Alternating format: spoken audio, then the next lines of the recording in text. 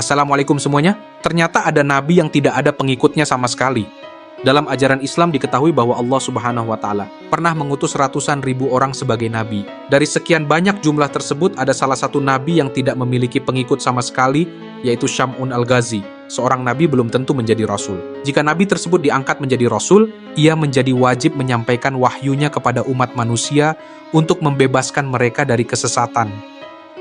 Sosok nabi yang tidak memiliki pengikut pernah disebutkan oleh Rasulullah dalam hadis riwayat Bukhari dan Muslim yang berbunyi sebagai berikut: "Uridat 'alayya al-umam fara'aitu an-nabiyya wa ma'ahu ar-ruhayt wan nabiyya wa ma'ahu ar-rajulu war-rajulan wan nabiyya laysa ma'ahu ahad."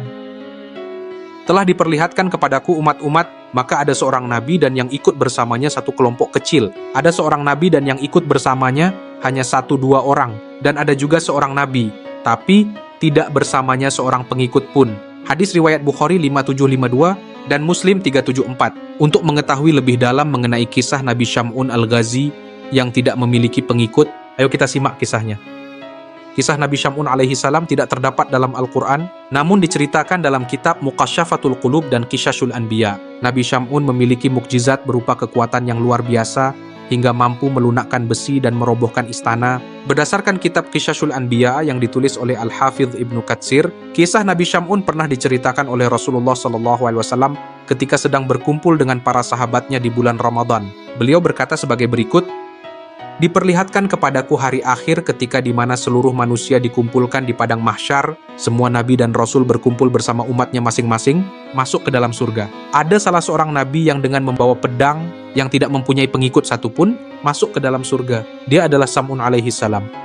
Syam'un al-Ghazi dikenal sebagai nabi yang menentang keras perbuatan kaum yang ingkar kepada perintah Allah Subhanahu wa Ta'ala. Kekuatannya digunakan untuk melawan penguasa yang ingkar dan zalim terhadap rakyat, yakni Raja Israel. Sang raja tidak terima dan berusaha mencari jalan untuk menundukkan Nabi Syam'un. Setelah mengetahui kelemahan Nabi Syam'un, pihak kerajaan menangkap dan membawa Nabi Syam'un ke hadapan Raja Israel. Nabi Syam'un tidak dapat melawan karena tubuhnya telah diikat dengan potongan rambutnya sendiri. Hal tersebut merupakan kelemahan yang dapat menghilangkan kekuatan Nabi Syam'un. Raja Israel kemudian menyiksa Nabi Syam'un hingga matanya buta dan dipertontonkan di depan istana. Perbuatan jahat Raja Israel membuat Nabi Syam'un berdoa dan memohon pertolongan kepada Allah Subhanahu wa Ta'ala. Atas izin Allah Subhanahu wa Ta'ala, doa Nabi Syam'un dikabulkan. Dengan sisa-sisa kekuatan yang ia miliki, Nabi Syam'un mampu meruntuhkan seluruh istana. Beliau kemudian bersumpah untuk beribadah dan menumpas semua kekufuran selama 1000 bulan tanpa henti. Baiklah saudaraku semuanya, itu tadi kisah tentang Nabi Syam'un alaihi salam. Support terus channel ini dengan cara subscribe dan share video ini agar bermanfaat bagi yang lainnya. Wassalamualaikum.